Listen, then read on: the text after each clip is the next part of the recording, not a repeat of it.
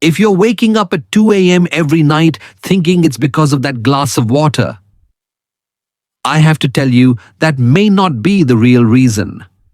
And ignoring it could quietly damage your sleep, your memory, even your blood pressure. As a doctor who has treated hundreds of seniors across India and the US, I've seen how this one hidden habit, often considered harmless, is silently affecting their health. And here's the most surprising part. It has nothing to do with how much water you drink. Today, I will show you the real reason your sleep is breaking at night. Not only that, I will give you one small change you can make starting tonight that could help you sleep through the night without interruption. But before we begin, I want to know something from you. Where are you watching this video from? And what time is it right now? Please share in the comments. I read each one, and it truly helps me connect with you better. And if you find this topic important, do subscribe to this channel. It's the easiest way to stay connected with weekly health advice made especially for seniors like you. Now, let us begin and uncover what's really waking you up at 2 a.m. 5. Drinking water too close to bedtime. The mistake that's quietly breaking your sleep. Many seniors believe that drinking just one small glass of water before bed is harmless, maybe even healthy. But what if I told you that this quiet habit done at the wrong time could be the reason you're waking up at 2 or 3 a.m. night after night? You see, when you drink water, it doesn't immediately go to your bladder. It first passes through your stomach and intestines, then gets absorbed into your bloodstream. From there, your kidneys take over, filtering the blood and removing the excess fluid as urine. This entire process from your lips to your bladder takes about 1 to 3 hours. So that one innocent glass of water at 10 p.m. may be filling your bladder exactly when you're trying to sleep the deepest. Now, here's something most elders are never told. Your body naturally tries to help you sleep. It does this through a special hormone called RDH, or antidiuretic hormone. This hormone rises at night, signaling your kidneys to slow down urine production while you sleep. But drinking water too close to bedtime works directly against this natural system. It suppresses the release of ADH, keeping your kidneys in daytime mode, even when you're trying to rest. Let me share the story of Uncle Ramesh, a 68-year-old retired banker from Hyderabad. Every night, he would sip a cup of warm water around 9:30 p.m., thinking it would prevent night cramps. But then, almost like clockwork, he would wake up at 1 a.m. and again at 3:30, desperate to use the toilet. He blamed his bladder, his age, and sometimes even his dinner. But when I explained the timing mistake to him, he was stunned. He shifted his main water intake to earlier in the day and reduced his evening fluids, and within a week, he was sleeping 5 hours straight. For older adults in India, this mistake is more common than we realize. We're told to stay hydrated, to drink plenty of water for joint health, digestion, even for skin. But no one tells us when to drink it. So we keep sipping all day and often in the evening, especially after our evening walks or late dinners. And we end up paying the price during the most precious part of the night. So what's the right way? Start your day with water even before your chai. Drink regularly between sunrise and 4 p.m., especially during or after meals. Between 5 and 7 p.m., reduce your intake to small sips only when thirsty. And after 7 p.m., limit yourself to a maximum of 150 milliliters, about one small steel glass. If you take medicines at night, swallow them with the smallest amount of water needed, just enough to take them safely. Not a full glass. Not even half. Just a few sips. This may feel like a small change, but for your kidneys and your bladder, it makes a world of difference. I know some of you may worry, but what if I feel thirsty later? It's a fair concern, especially in summer, or if your mouth feels dry. But here's what I suggest. Keep a small bottle near your bed, and if you must drink, take one slow sip, not more. Then wait. Give your body a chance to reset. The truth is, you still have power over your nights. You don't need to accept broken sleep as part of aging. Sometimes it's not your bladder that needs help, it's your timing. And with one small shift, you may finally enjoy what every elder deserves, a full night of deep, undisturbed rest. So tonight, before you reach for that bedtime glass of water, pause for a moment. Think of Uncle Ramesh. Think of your body, your kidneys, your sleep. And remember, it's not just about how much you drink. It's when you drink it that makes all the difference. 4 late dinners and healthy foods that quietly disrupt your sleep. For many elders in India, dinner is a peaceful time. We sit with family, talk about the day, and enjoy a light sabzi or a fresh salad with rasam. It feels healthy, simple and comforting. But what if I told you that some of these foods eaten at the wrong hour could quietly steal your sleep? You see, when we eat food, especially heavy or late meals, our body doesn't just digest it. It also creates something called metabolic water as a byproduct. This is the water your body naturally produces while breaking down carbohydrates, fats, and proteins. And if you eat late, say after 8 p.m., that extra fluid adds to the burden on your kidneys while you sleep. Your body enters a state of digestion, not rest, and the bladder gets activated much sooner than it should. Now, let's talk about something else.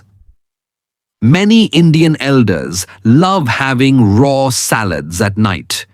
Cucumber, tomato, and even a few slices of onion with lemon feel light, but they behave like silent diuretics. That means they encourage your kidneys to make more urine, especially when eaten at night. Even that comforting glass of green tea or tulsi chai after dinner can do the same thing. Arunji from Kochi, a 70-year-old retired school teacher, once told me about his evening routine.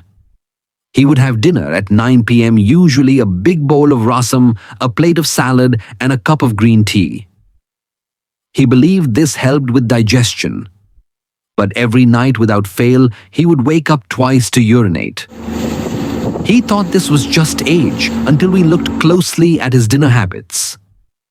Once he shifted his dinner to 6:30 p.m. and moved his salad to lunchtime, his sleep improved within days. You see, food is not just about what you eat, it's about when you eat it. And after the age of 60, our digestion slows down. Our body no longer handles food with the same ease as it did at 30 or 40. Late dinners mean your system keeps working while your mind tries to rest, and the two don't go well together. Your core temperature rises, your sleep becomes shallow, and even small urges to urinate wake you up. Another hidden trap is spicy or oily food eaten late. That extra spoon of pickle, that second helping of masala curry, or even papad with a char, these things increase thirst. And when you drink more water after dinner to soothe the tongue, you unknowingly load the bladder again. The cycle continues and your sleep pays the price. So what's the gentle solution here? First, try to finish your dinner before 7 p.m. If possible, eat your largest meal during the day, not at night.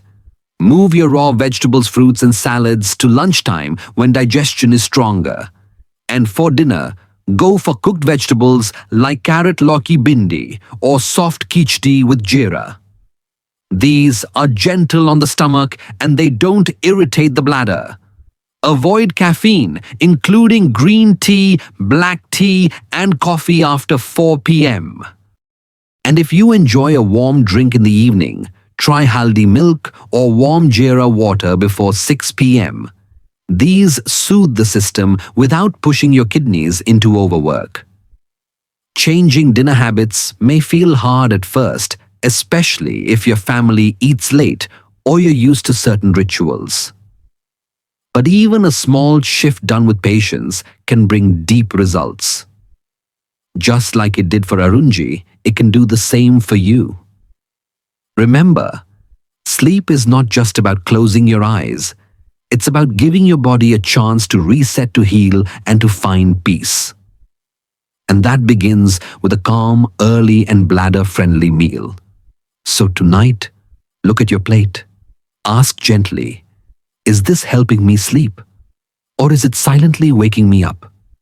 Your body will thank you, not in words, but in the gift of a quiet night. 3.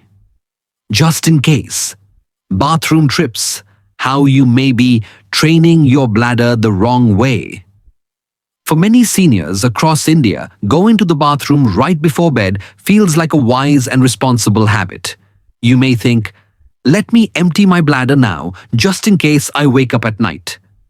It sounds harmless, even helpful. But what if I told you this well-meaning routine could actually be training your bladder to disturb your sleep? You see, your bladder is not just a storage pouch. It is made of muscles and surrounded by nerves that learn your habits over time. When you go to the toilet without a real urge, simply out of routine or worry, your bladder starts to send signals earlier than needed. Even if only a small amount of urine has collected, it thinks, this is when I usually go, so I should go now. Over weeks and months, the bladder becomes overactive and your nights become broken. Savita Maji from Pune shared her story with me not long ago. She is 74 years old and used to visit the bathroom every night before bed, even if she didn't feel the urge. Her granddaughter would remind her, Nani, go now so you don't wake up later. But still, Maji was waking up twice, sometimes 3 times a night. She felt tired in the mornings with heavy legs and a cloudy mind. She thought it was just her age until we spoke about the science behind bladder habits. What she was doing unknowingly was mistraining her bladder. And this happens to many elders, especially women who feel the need to avoid nighttime accidents. But the solution is not fear. The solution is gentle retraining. There's a technique called double voiding, used by urologists around the world and now widely recommended in India too. It is simple, safe, and can bring great comfort. Here's how you can do it. Make this the very last thing you do before going to bed. Step 1. Sit on the toilet. Yes, sit even for men because this posture helps relax the pelvic muscles fully. Step 2. Urinate normally without pushing or rushing. Just allow it to flow. Step 3. Remain seated. Take a few calm, deep breaths. Wait for 30 to 60 seconds. Step 4. Lean forward slightly, resting your forearms on your knees. This gentle tilt shifts the bladder's position and often allows the leftover urine to come out. Try to urinate again. You may be surprised that more urine is released.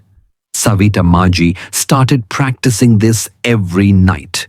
She also stopped going just in case and began waiting for a real natural urge.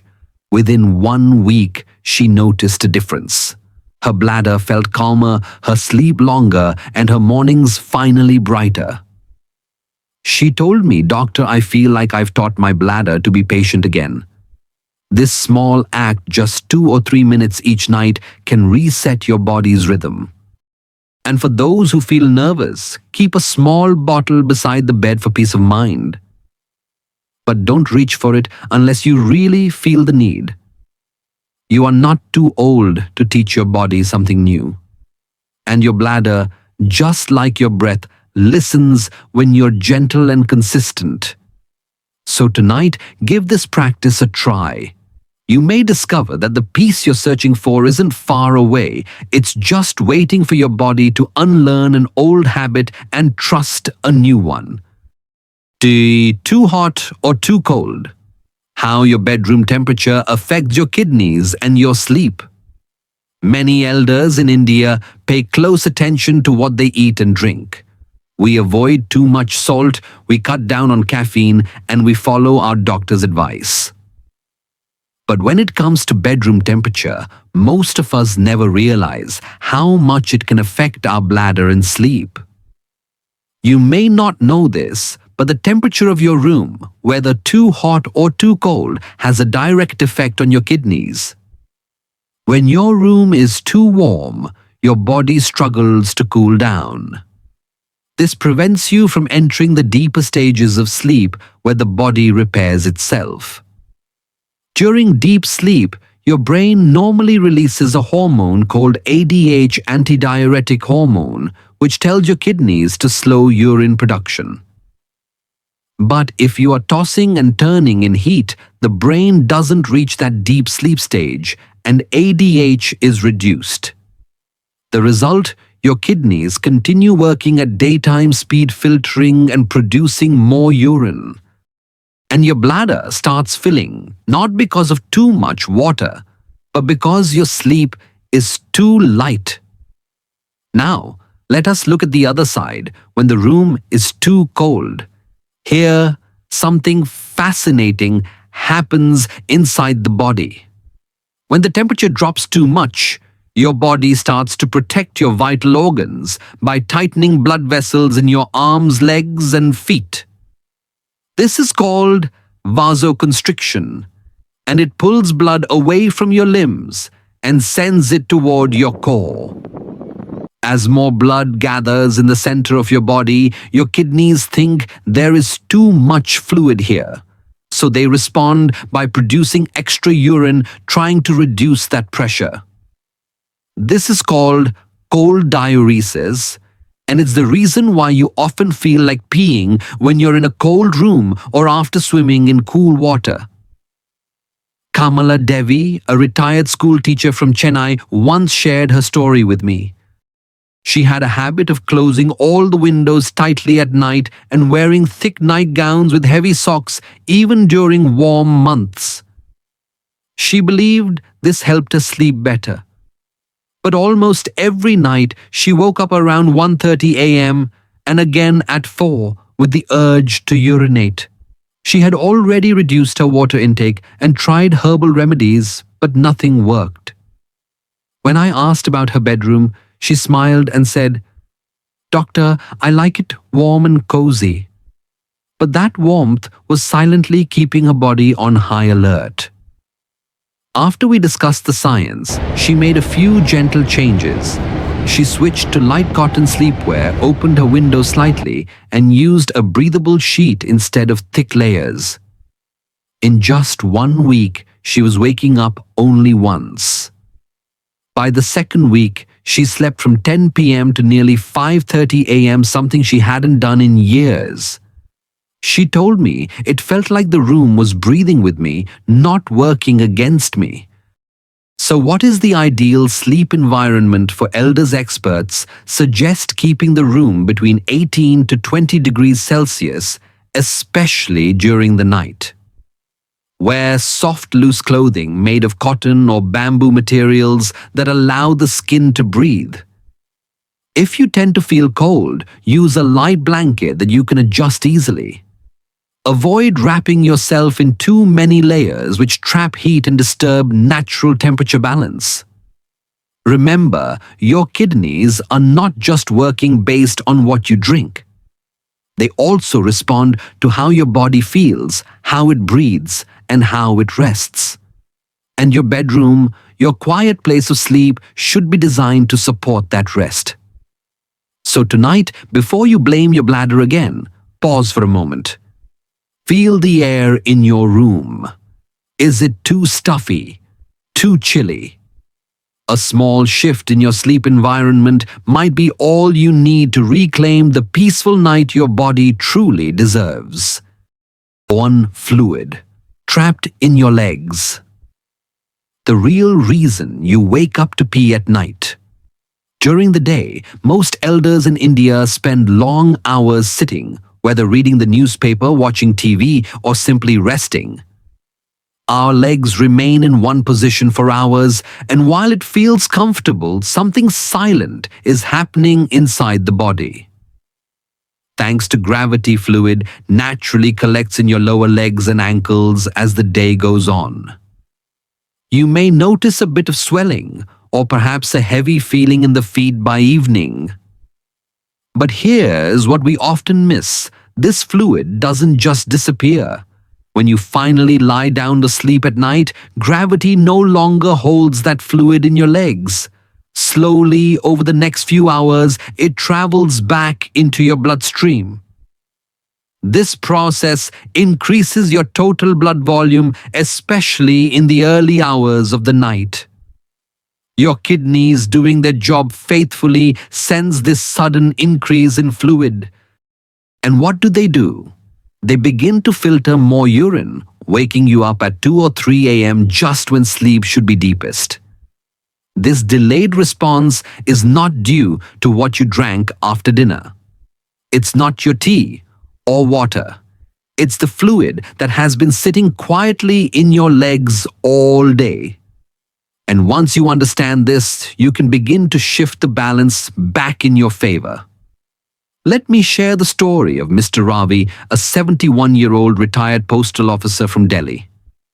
For nearly 2 years, he would wake up twice every night, once at 1:30 a.m. and again around 4 a.m.